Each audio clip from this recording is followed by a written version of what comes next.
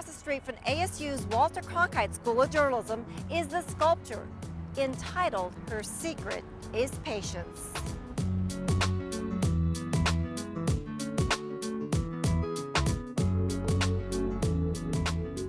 The city selected artist Janet Echelman to create the landmark sculpture.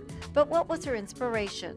I was working on this project and I came across a line from Ralph Waldo Emerson, the American poet. Adopt the pace of nature, her secret is patience. And that began to explain everything about this place, this sculpture.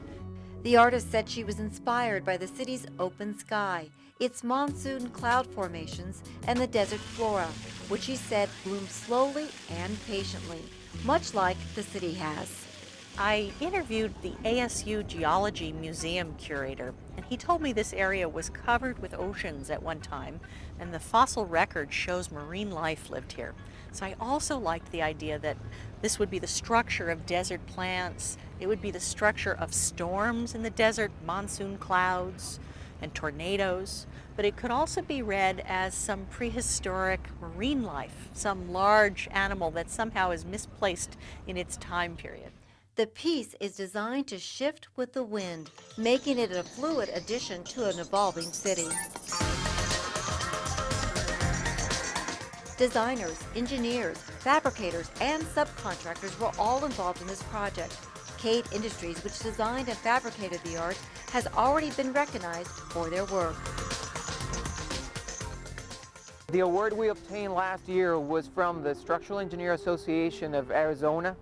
It was the Excellence Award that they give every year to a structure that represents the essence of structural engineering, something that it's outstanding, something that goes beyond the boundaries of what engineers do every day.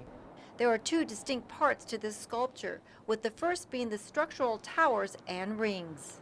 And those are all out of steel, which has been painted with a very high quality automotive paint finish, and included formed sections of the tower as well as the straight sections of the tower.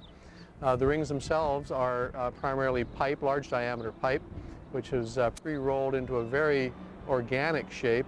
And then the second component will be the art itself, and that is where you have the polyester net, which is completely woven and formed into strands and rope. It's a part of the work that has its own vocabulary, frankly. The individuals who make nets have an entire vocabulary. This is some of the twine that makes up the netting. Because I was a painter before a sculptor, I actually mix the colors in the twine. So this has purple and orange, and there are 3 or 4 colors in some of those twines. Then they are machine knotted into special patterns, and then they are hand knotted to create a multi-layer 3-dimensional form that is different from all angles. There are some interesting side stories about the actual art. From the beginning, the artist had the original idea of having spoke pattern cables from the outer ring to the inner ring. And due to the stability analysis that we did to confirm to the city of Phoenix that this was doable, we actually proposed to have star-shaped instead of just the spokes that I was mentioning earlier. And the artist actually loved it. She agreed that it was something that was pleasant. It was confirming what her concept was. And this is a sign where art and engineering marry, and we're really glad. This new city park is going to define the downtown area, bringing people together to study, to meet, to have lunch, and just to enjoy the beautiful surroundings.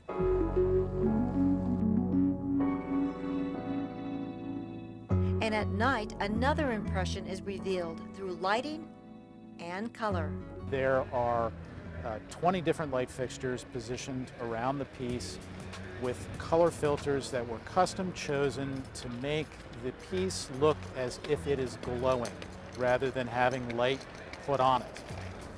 The other element is there's a very sophisticated control computer that will change the lighting night by night throughout the course of the year. So it will gradually undergo different changes in color, different changes in shading, bright, dim.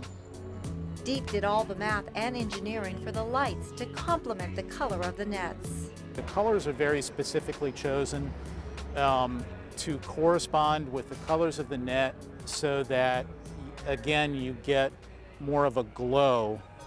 The Artist Select panel felt that Echelman's proposal was unique in the sense that it was art hanging in the air and not wasting valuable park space. I think what the panel was looking for was a really iconic piece that was going to create a central focus for downtown Phoenix. And when Janet proposed this piece, and we also saw pictures of the piece that she did in Portugal, we were just struck by the movement of it, and we thought that would work really nice down here. And also just the fact that it was really different from a lot of the other things that we were seeing. We really wanted something that would create an identity for downtown Phoenix and wouldn't be something that you would see anywhere else. Some say the city is going through a renaissance downtown. Ed LeBeau from the Arts and Culture Office agrees. Great cities are like great meals. They're not made of just one thing. And when you look at how downtown has developed in the last 20 years, you have the great sports venues, you have a great new convention center, you have great symphony, you get great museums, and you begin to get great restaurants and great nightlife and great street life and great public art. This sculpture is already creating a buzz and adding to the experience of being downtown. I can tell you the last few nights we've been out here tweaking the lights on this project, and ball game let out, light rails traveling right by, and as this light rail car slid by here, you could see everybody in their red Diamondback t-shirts suddenly look to see the lighting on this and point, and you can just see the kind of enthusiasm and excitement. It'll create that draw. We think it will bring people downtown. They'll want to see it. They'll hear about it. People will be talking about it. It'll become the central focus. I think it'll become a meeting place downtown. I think other businesses and stuff are going to sprout up around this, and it's the sculpture, it's the park, it's all of the things that are going to happen here that are going to make this place really incredible.